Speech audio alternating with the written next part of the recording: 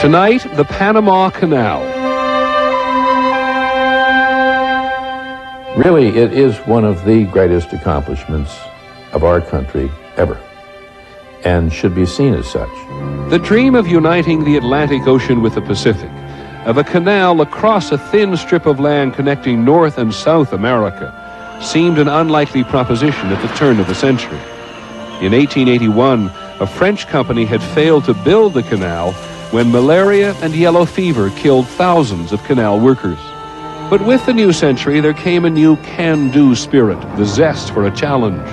And the can-do nation was the United States of America, led by President Teddy Roosevelt. The Panama Canal is a wonderful expression not only of him, but in many ways of America of that time.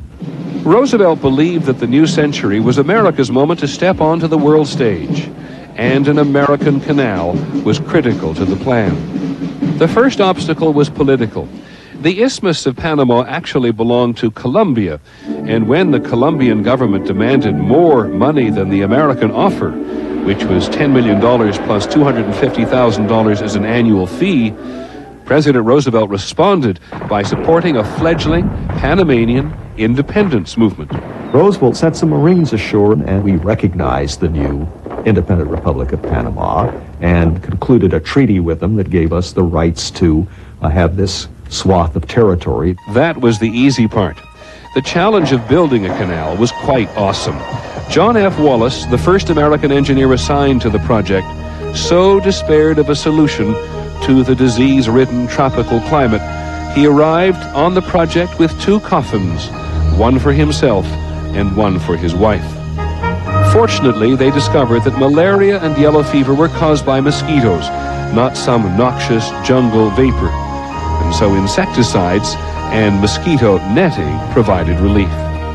Wallace's successor, the no-nonsense John Stevens, was hailed as the genius of the canal's construction.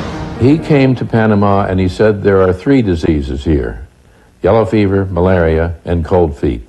And the worst of those is cold feet.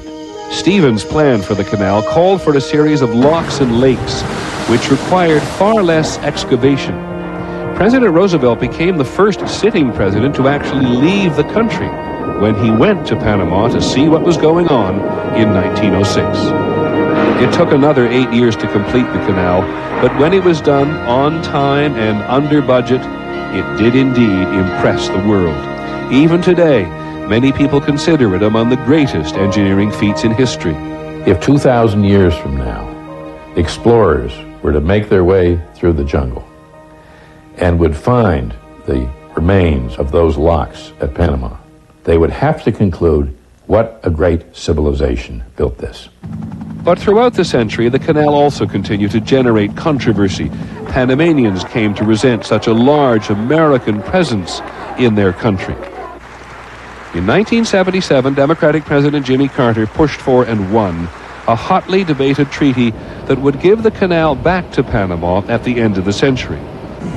In 1989, President Bush, acting in part to protect American interests at the canal, sent 25,000 troops to overthrow the Panamanian president, Manuel Noriega.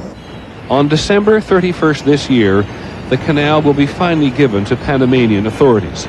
Another chance to recall those Americans who conceived the grand plan that put American ingenuity on display to the world at the very beginning of the century.